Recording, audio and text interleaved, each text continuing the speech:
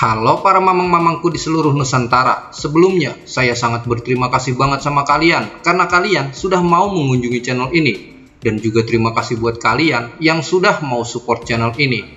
So, langsung aja kita mulai ceritanya.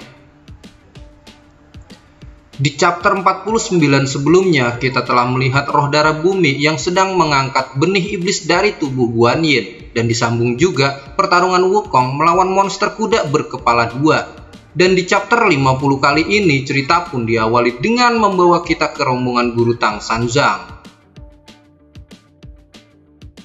Tuan Su mengatakan, "Hai guru Tang Sanzang, Anda seharusnya melihat bunga seperti ini di pasar." "Iya, aku melihatnya," saut guru Tang. "Bunga itu terlihat sangat jelek, tapi aromanya sangat kuat." Tuan Su mengatakan jenis bunga ini dipanggil untuk menemukan keharuman di rumah. Dan dikatakan bahwa Anda dapat menemukan dengan keharumannya, bahkan 10.000 mil jauhnya. Tuan Su juga mengatakan tentu saja legenda semacam ini selalu sedikit dilebih-lebihkan. Tetapi dia termasuk yang paling wangi di dunia. Guru Tang mengatakan apakah Tuan Su menanam bunga semacam ini di seluruh desa Samsara? Tuan Su mengatakan, "Hai guru Tang, bunga ini adalah bunga yang hebat, menggunakan aroma yang kuat untuk menutupi bau tengik dari mayat berjalan." Yu Tao yang mendengarkan itu pun terkejut, tapi Yu Tao di sini terus menulis. Yu Tao juga menanyakan, apakah penduduk desa itu mayat berjalan? Tuan Su mengatakan mereka setengah manusia. Guru Tang mengatakan kepada Tuan Su, "Hai Tuan Su, apa hubunganmu dengan kelompok mayat berjalan yang muncul di gurun belum lama ini?" Tuan Su mengatakan mereka penjaga desa Samsara. Siapapun yang mencurigakan mendekati desa Samsara akan dibunuh mereka. Guru Tang mengatakan, "Hai Tuan Su, Anda abadi setelah minum pil. Jadi, apa yang terjadi pada mayat hidup yang berjalan?" Tuan Su mengatakan dengan kekuatan khusus siapapun yang terkubur di sana setelah kematiannya pada akhirnya akan bertahan hidup. Guru Tang di sini merasakan ada tempat yang aneh di dunia ini. Dan kini kita pun akan dialihkan ke anak naga. Pasti Mamang masih ingat kan yang biasa kita panggil Aoye? Aoye di sini mengatakan, "Di manakah aku?" Aoye merasakan bahwa tubuhnya tidak bisa bergerak, dirinya hanya bisa menggunakan tangannya saja. Setelah Aoye terbangun, Aoye di sini merasakan sangat kaget.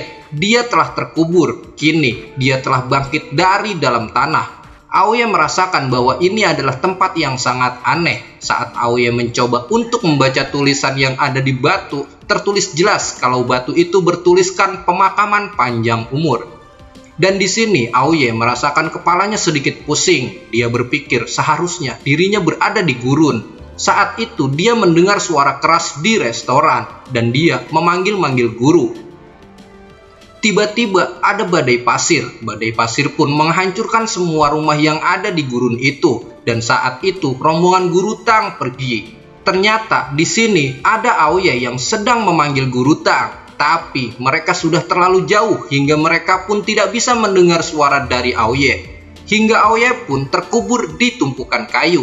Dan saat itu juga pemimpin klan Su menemukan Aoye dari tumpukan kayu. Setelah itu Aoye pun sudah tidak tahu apa yang terjadi. Kini dia sudah berada di dalam pemakaman panjang umur. Pemimpin klan Su itu mengatakan, "Hai anak naga, apakah kau masih hidup?" Aoye mengatakan mengapa dirinya ada di pemakaman panjang umur. Aoye juga mengatakan kenapa mereka mengubur dirinya di dalam tanah. Patriark mengatakan tentu saja karena kamu sudah mati. Aoye mengatakan, "Apa maksudmu? Aku ini masih hidup," sambung Aoye. Patriark mengatakan kamu telah mematahkan tulang lehermu dan kamu sudah mati. Mendengarkan perkataan dari Patriark, Aoye di sini tidak percaya dan dia langsung mengecek lehernya. Benar saja, ternyata tulang lehernya sudah patah. Aoye pun di sini berteriak sekencang-kencangnya. Aoye di sini sangat bersedih. Apakah dirinya benar-benar sudah mati? Aoye mengatakan, "Jika aku sudah mati, tapi kenapa kesadaranku masih hidup?" Dan itu sangat mustahil untuk dipikirkan oleh Aoye. Patriark mengatakan ini adalah kuburan panjang umur di belakang gunung Samsara. Tanah yang menguburmu itu memiliki kemampuan untuk bangkit dari kematian. Aoya di sini sangat tidak mempercayainya karena menurutnya itu tidak mungkin bisa terjadi. Karena Aoya tidak percaya, di sini patriark mencoba untuk membangunkan semua yang telah mati. Benar saja, semua makhluk-makhluk yang sudah mati pun kini telah bangkit dari dalam kubur. Aoya yang melihat itu pun terkejut. Ternyata dia benar-benar melihat jasad yang sudah terkubur. Patriark mengatakan kepada mereka semua, "Hai saudaraku, kita telah menambahkan anak naga." Di sini Aoya benar-benar bersedih. Aoya juga mengatakan, "Akankah aku menjadi seperti mereka?" Dan di sini Aoya sangat berharap kepada Guru Tang agar Guru Tang bisa menolongnya dan menyelamatkan dirinya dari perasaan gelisahnya. Dan kita pun akan dialihkan ke alam baka dulu nih, Mang. Terlihat di sini tongkat emas Sun Wukong telah membelah aula kosong. Monster kuda mengatakan bahwa dirinya akan membawa Wukong kepada Siti Garba. Jizang menunggumu di lantai neraka ke-19. Monster kuda mengatakan, Anda menghancurkan aula kosong. Siti Garba tidak akan memaafkanmu. Wukong mengatakan, jadi apa? Siapa yang menyuruhmu menghentikanku? Monster kuda mengatakan aula kosong dihancurkan. Siti Garba pasti akan menyalahkan kalian berdua. Dan terlihat di sini tongkat emas Wukong bagaikan jembatan yang mengarah ke arah aula kosong. Dan kita pun akan dialihkan ke Gautama nih, Mang. Roh darah bumi mengatakan meskipun Taisang Laojun berada di antara 3 dewa kuno, dia adalah pembunuh. Mengambil kesempatan untuk mencuri peninggalan iblis. Hai Gautama, maukah kamu menghukumnya dengan kebenaran? Dan sejenak di sini Gautama berpikir. Gautama mengingat saat dirinya masih remaja. Saat itu Gautama berlari memanggil-manggil Tuan Lingbao. Gautama mengatakan kepada Lingbao bahwa dirinya benar-benar tidak bisa mengetahuinya. Gautama juga saat itu menanyakan bahwa dirinya memikirkan sebuah pertanyaan. Dan Gautama menginginkan agar Lingbao dapat membantu dirinya. Lingbao mengatakan agar jangan khawatir dan untuk melupakannya saja. Dan di sini Lingbao terus melukis. Lingbao juga menanyakan kepada Gautama apa yang ingin dikatakan oleh Gautama. Gautama menanyakan tentang perbedaan dewa dan iblis karena saat itu dia tidak mengetahui apa itu dewa dan apa itu iblis.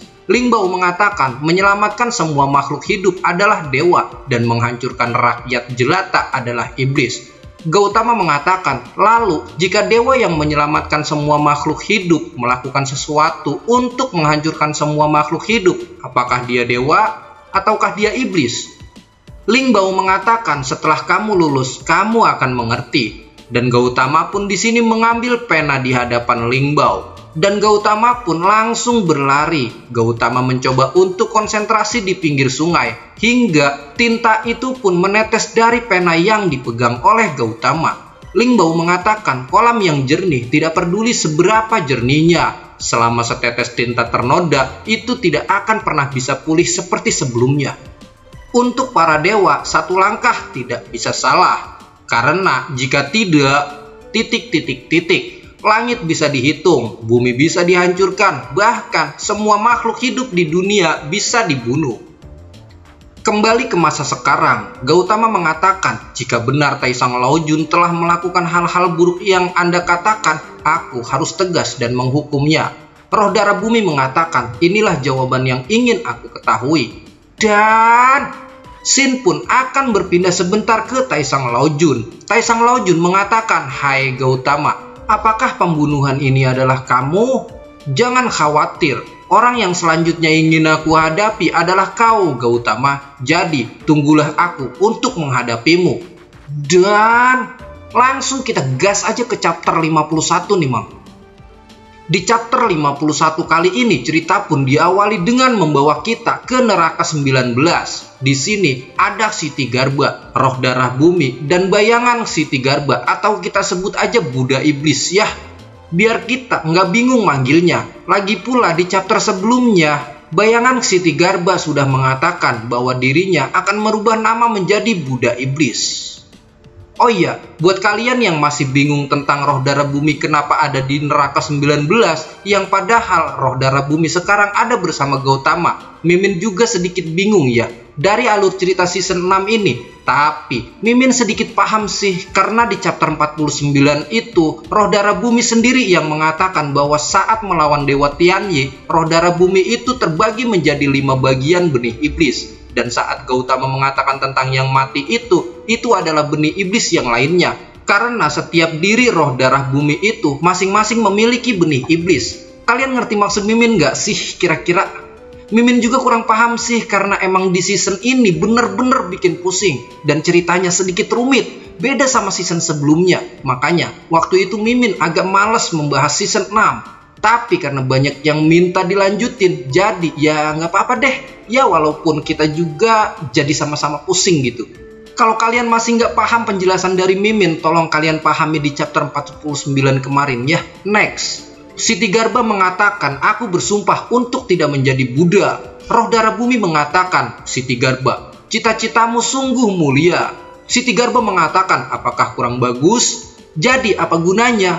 Roh darah bumi mengatakan, begitu cepat, hampir tak terlihat. Kekuatan orang gila ini sungguh tak terduga. Roh bumi di sini mengepalkan tangannya. Siti Garba mengatakan dalam hatinya, apakah dia akan menyerang tiba-tiba? Siti Garba di sini mengatakan, hai temanku, aku dapat melihatmu. Kamu adalah orang yang sama. Roh bumi mengatakan, aku memang sama dengan Siti Garba. Mendengar perkataan dari roh bumi, Siti Garba pun di sini sedikit terkejut. Sambil berlari-larian, Siti Garba mengatakan, aku akan membunuh para dewa. Mereka sepertinya memiliki hubungan tersendiri. Buddha iblis mengatakan, jika kamu ingin membersihkan neraka, kamu harus memperlihatkan makhluk neraka keluar dan membiarkan mereka pergi ke surga. Siti Garba mengatakan, sulit bagiku untuk menolak. Memang kekuatan para dewa hebat. Bukankah ini deklarasi perang terhadap dewa? Roh bumi mengatakan, ya, kita harus menghukum langit dan membunuh para dewa. Siti Garba mengatakan, jangan lupa, ada Tathagata, satu orang yang bisa menundukkan kepala. Jika kamu berniat melakukan semua itu sama saja cita-citamu mungkin hanya mimpi yang bodoh. Roh bumi mengatakan, itu jika mereka bersatu. Apa yang kamu katakan memang benar, tapi sangat disayangkan.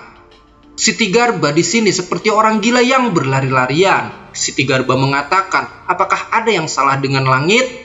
Di sini roh bumi sedikit kesal. Siti Garba mengatakan, bagaimana dengan Taisang Laojun? Siti Garba juga mengatakan, apakah ada yang aneh? Karena bayangan Buddha, aku bisa menjadi iblis. Mengapa terlalu hormat untuk menjadi sampah? Itu saja, aku sudah mengerti. Apakah ada hal yang buruk? Siti Garba di sini terus berkata-kata. Siti Garba mengatakan, gunakanlah benih iblisku untuk membutakan hati Guan Yin. Sambil tertawa, Siti Garba juga mengatakan, aku ingin mengubah Guan Yin menjadi iblis.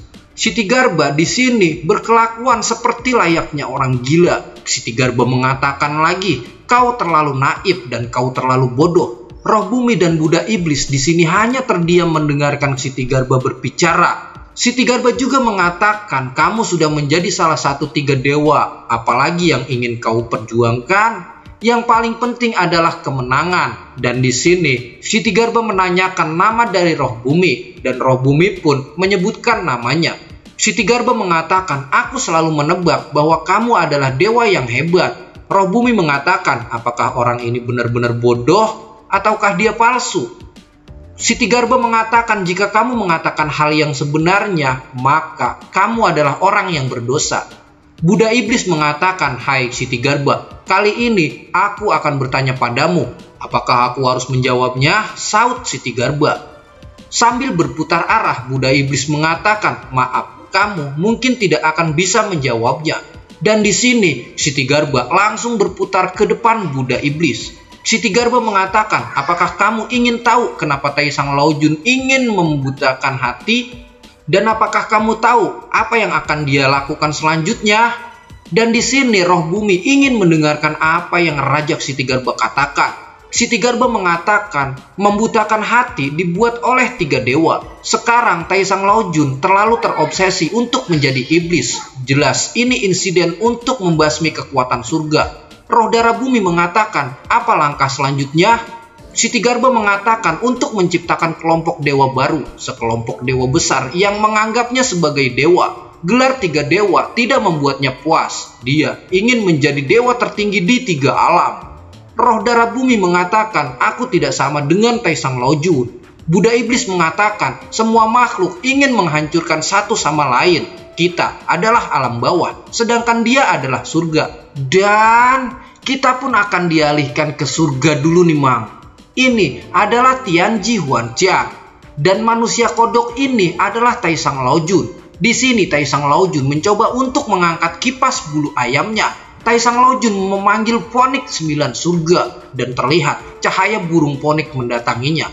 Cahaya yang kuat bersinar di surga hingga menerangi seluruh isi surga. Dan di sini terlihat prajurit Taesang Laojun yang baru sambil mengeluarkan jurusnya. Taesang Laojun mengatakan, aku berada di atas pilar di depan surga. Aku membiarkan kalian secara resmi menjadi generasi baru surgawi.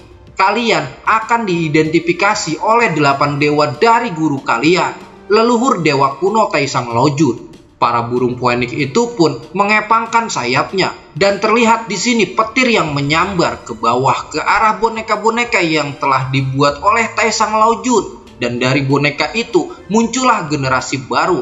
Ada Raja Summon, api racun surgawi, dan Buddha satu alis.